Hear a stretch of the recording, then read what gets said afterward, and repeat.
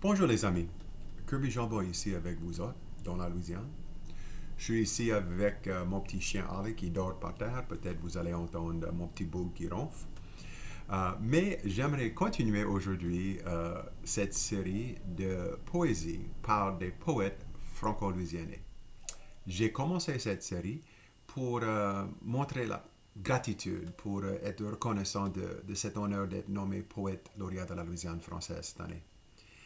Et j'ai lu des poèmes de grands poètes ici qu'on a dans la Louisiane, des poètes franco-louisianais qui m'ont inspiré, des poètes franco-louisianais de grand talent, qui montrent notre culture, notre créativité, notre expérience humaine. Et avec ce thème, on va suivre ce même thème, mais on va aller peut-être dans un petit peu différentes directions. Aujourd'hui, je vais lire des poèmes des jeunes poètes.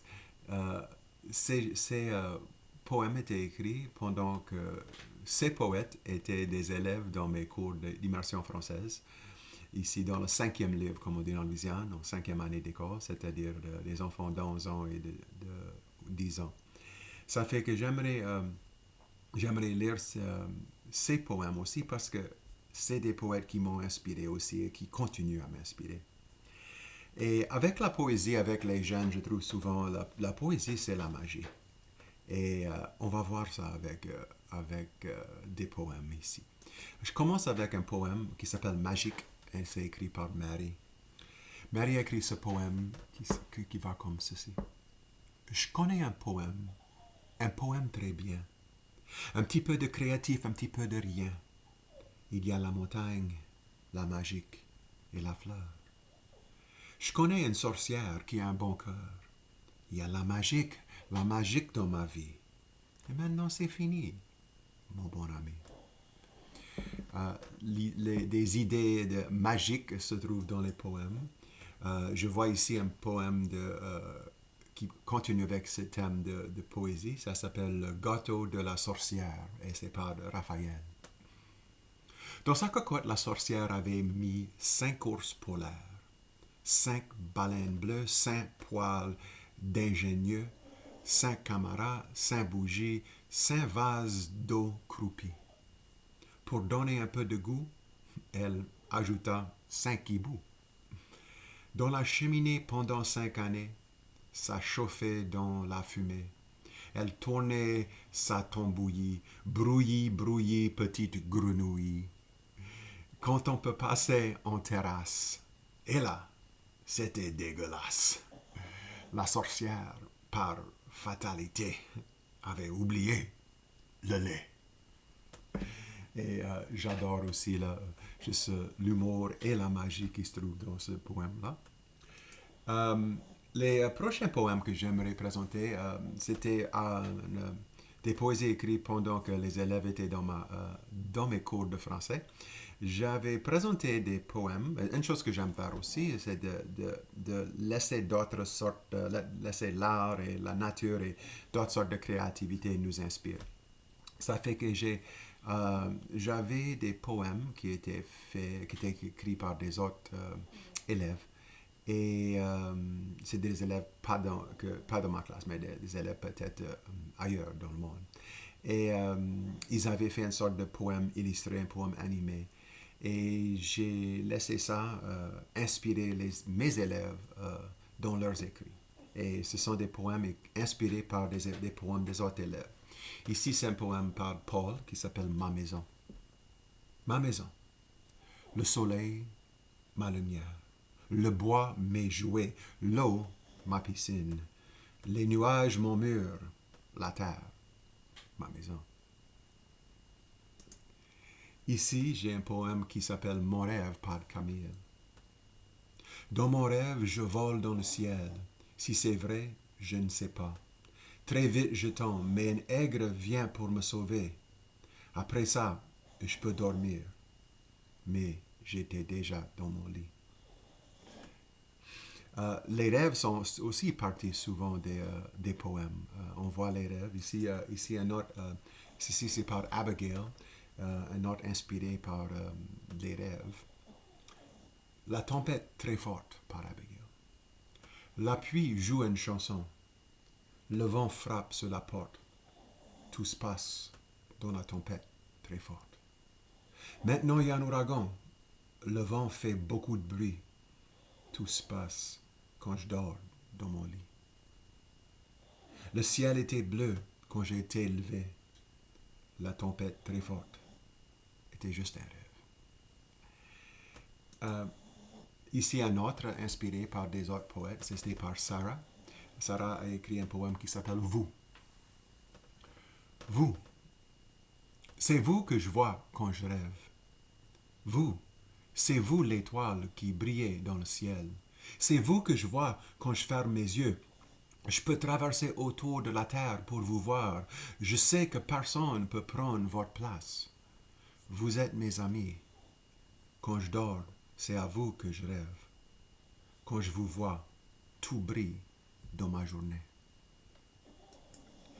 Une autre chose que j'ai une autre sorte d'art, de créativité qui peut inspirer la poésie que j'ai fait avec mes élèves. J'aime utiliser des œuvres d'art. Ici, j'ai fait des peintures de Vincent Van Gogh.